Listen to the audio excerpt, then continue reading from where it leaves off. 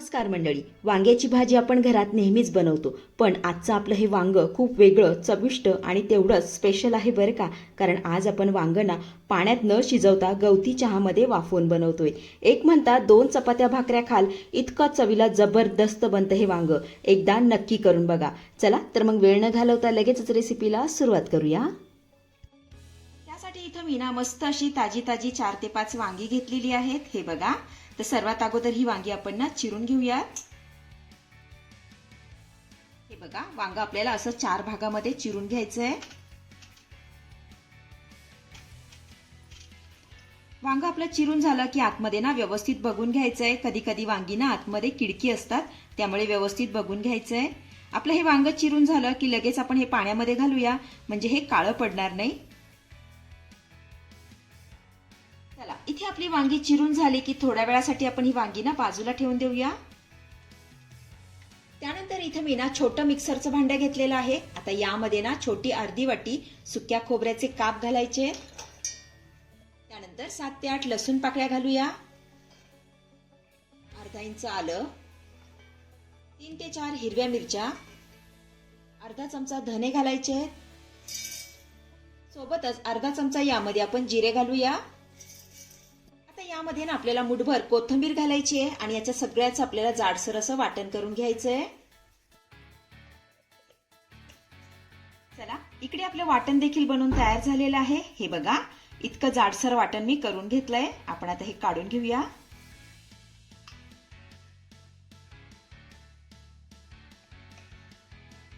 वाटण आपलं काढून झालं की यामध्ये घालूया 2 चमचे भाजलेल्या शेंगदाण्याचा कूट. त्यानंतर अर्धा चमचा आमचूर पावडर यामध्ये घालूया. चवीपुरतं मीठ. त्यानंतर हे सर्व साहित्य आपल्याला चांगलं एकजीव करून घ्यायचंय. हे छान असं मिक्स करून घेऊया.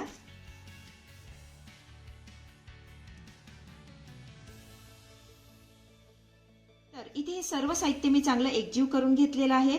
आपण आता हे चिरलेल्या वांग्यामध्ये भरून घेऊयात. हे बघा, असं दाबून आपल्याला यामध्ये मसाला भरून घ्यायचा आहे, अशा पद्धतीने.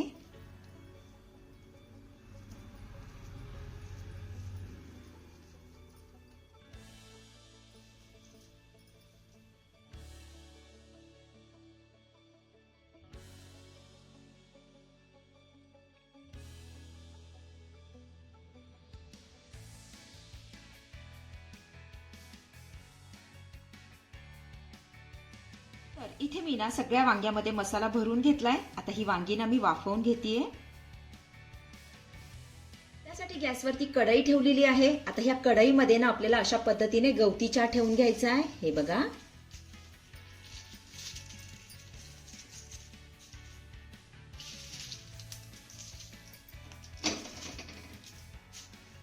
तर इथे मी ना यामध्ये अशा पद्धतीने गवती चहा ठेवून घेतलेला आहे.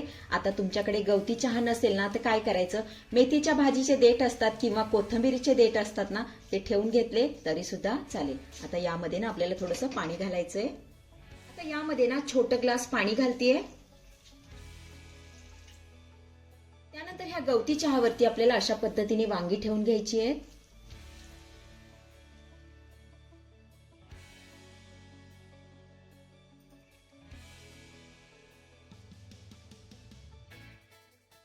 वांगी ठेवून झाली की काय करायचंय, यावरती ना आपल्याला झाकण ठेवायचंय. गॅसची फ्लेम मीडियम करायची आहे आणि मीडियम फ्लेमवरती ही वांगी ना मस्त अशी मऊसूद आपल्याला वाफवून घ्यायची आहे.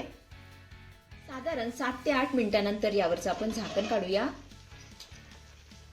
आपण बघूया आपली वांगी वाफवली आहेत का. हे बघा, मस्त असं मऊसूद आपलं हे वांग वाफवून झालेलं आहे. गॅस बंद करूया आणि ही वांगी ना काढून घेऊया. आता गॅसवरती मी पुन्हा कढई ठेवली आहे. आता यामध्ये घालते 1 ते 1.5 चमचा तेल. त्यानंतर अर्धा चमचा यामध्ये आपण मोहरी घालूया. त्यानंतर अर्धा चमचा जिरे घालायचंय. त्यानंतर 5 ते 6 लसूण पाकळ्या ठेचून घेतलेल्या आहेत, यामध्ये घालूया. चिमूटभर हिंग, अर्धा चमचा तीळ. त्यानंतर थोडीशी बारीक चिरलेली कोथिंबीर यामध्ये घालायची आहे. फोडणी ना चांगली परतून घेऊया.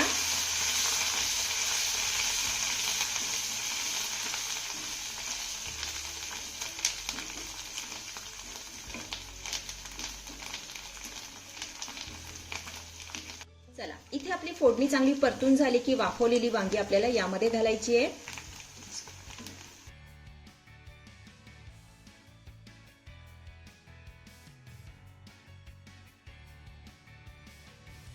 आता ही घातलेली वांगी ना आपल्याला 1 ते 2 मिनिटं यामध्ये ना चांगली परतून घ्यायची आहे.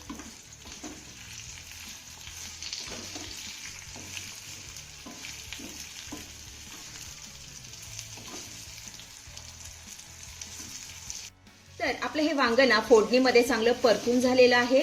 तर चविष्ट असं उकड वांग आपलं बनून तयार झालं आहे. हे तुम्ही ज्वारीची भाकरी, चपाती किंवा वरण भातासोबत खाऊ शकता. चवीला जबरदस्त लागतं. अतिशय साधी आणि सोपी रेसिपी आहे, नक्की करून बघा. आपण आता हे वांग ना काढून घेऊया.